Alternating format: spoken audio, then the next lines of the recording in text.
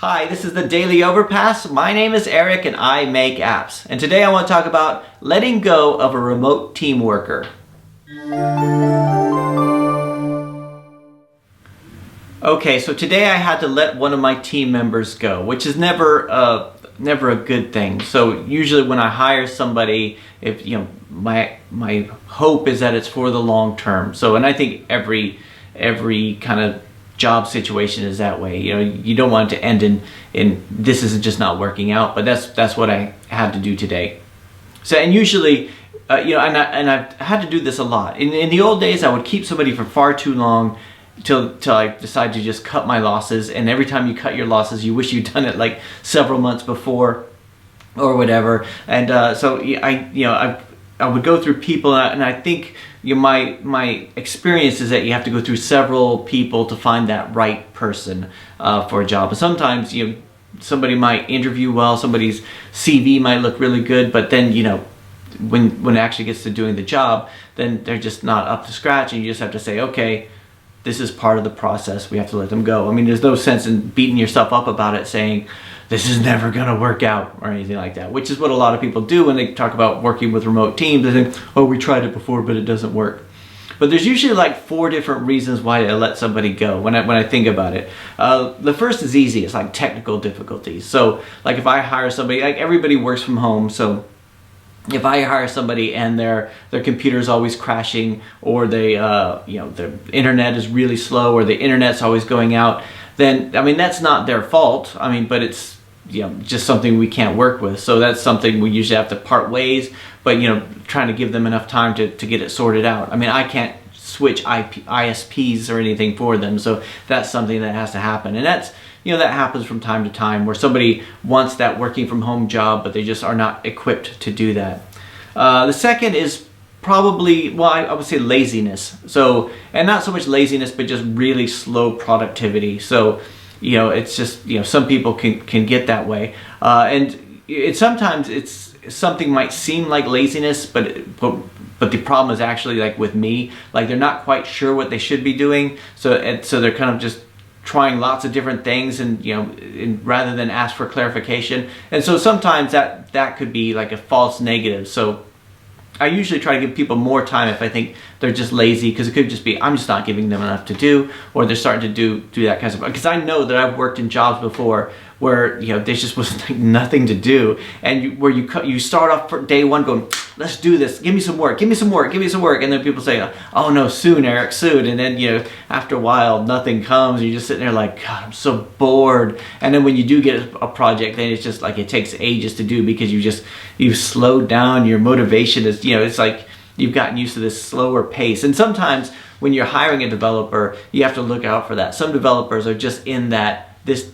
You can hire 2 developers to do the same job. They could do the same quality, but one of them has a mentality that this should take 2 weeks, and one of them has a mentality that this should take 6 months, right? So that's just, it's the different types of working styles and things that happen. So that's technical difficulties, laziness. The third one is incompetence. And I don't mean that like incompetence, like, man, you're incompetent. I mean like, they might not know the job very well. They might not know how things work. I mean, we're all incompetent at some point. Like when we're starting out, we don't know how something works, or we have to learn something, or we might be in over our head and that kind of stuff. And a lot of the times it's a case of, because that's like a temporary problem, right? It's not laziness, which is psychological. It's just like, they don't quite know what they're doing, and they just, they need to work on it. And just, and when we can, just give them the time, saying, hey, look, I understand this is how you do it. You really,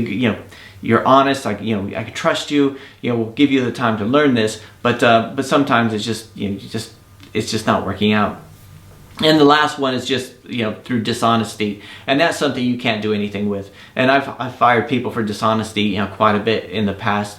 Usually it's like they're working more than one job, or they're saying that they're one place and they're not, or this, giving lots of excuses for why things aren't getting done and things like that. When you catch them out, then it's like, it could be a bit difficult. But so it's part of the process. But I'm going to tell you about a situation because when I let somebody go, I go through this whole ritual now where I have to go and disable all their accounts first before I actually give them the news that it's not working anymore. And the reason for this is back in the early days when I first started hiring people, I hired one guy who I gave him, we were using Corona SDK back when Corona SDK cost like $600 a year or something. I had all these courses that I had him take, and he didn't seem dishonest. He just wasn't getting it. And in the end, I just thought, it's just not working. So I said, sorry, I'm gonna have to let you go, but I paid you to the end of the month already, so don't worry about it. And just one of the things I do, try to be, give them as much opportunity as possible. And and what he had done is he had gone through and he had changed all the accounts on the training course, on the Corona SDK, and several other things where he's changed the email address, the username, and the password to his. So basically he stole the software. And so I couldn't log in, I couldn't do anything, and then I had to contact Corona, I had to contact this training company, and I said, look, I'm sorry, I don't know why I can't log in. The username, they said, it could be this guy, and I gave them his address, and they looked through and they found it, and then they changed it back, switched it back to me and everything, and I changed the passwords. It was embarrassing. So I confronted him about it. I said, look, you're trying to steal from me. And he says, I'm sorry, but I just thought it was unfair that you let me go. And it was like, well, so I gave him a bad review on this website, and he was really upset about it. And I thought, well, he's made a mistake. So I just went ahead and I removed the bad review, because people make mistakes that shouldn't follow them forever. But then like later on, he came back, asked me to give him a reference for a future job, and I said, I'm sorry, I can't do that.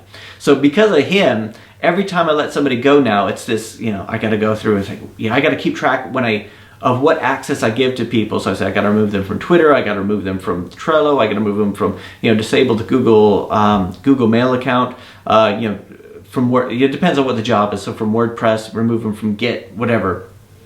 And then we have that conversation. And it's part of the process. I mean, a lot of people, they'll say this, they say, why don't you just hire somebody locally? And so, you don't think that has headaches? Getting the wrong person when you hire somebody locally, that has headaches too. You've got loads of issues with that, and you've got loads of red tape. So anyway, for those of you who are thinking about hiring somebody offshore, there's lots of things to look for. It's better to, if you get the wrong person, don't stick with it too long. Like I do sometimes. You gotta cut your losses and say, it's unfair. But what I find is it's possible for a really good person to degrade over time, or and it might not be their fault. It might be your management style. It could be that you're just not giving them really good information, or you're not being clear about what you want, and they just have this feeling of helplessness. But I've never seen somebody who started off bad, who started off lazy, get good, right? It's always been a one-way thing, right? And you have to go through a lot of, like I always say, you have to kiss a lot of frogs before you find your prince, right? You have to go through a lot of people sometimes before you find a really good team, and that's just part of the process. So, but anyway, it's kind of a bummer. Anyway, that's it for today. I'll talk to you guys on Monday.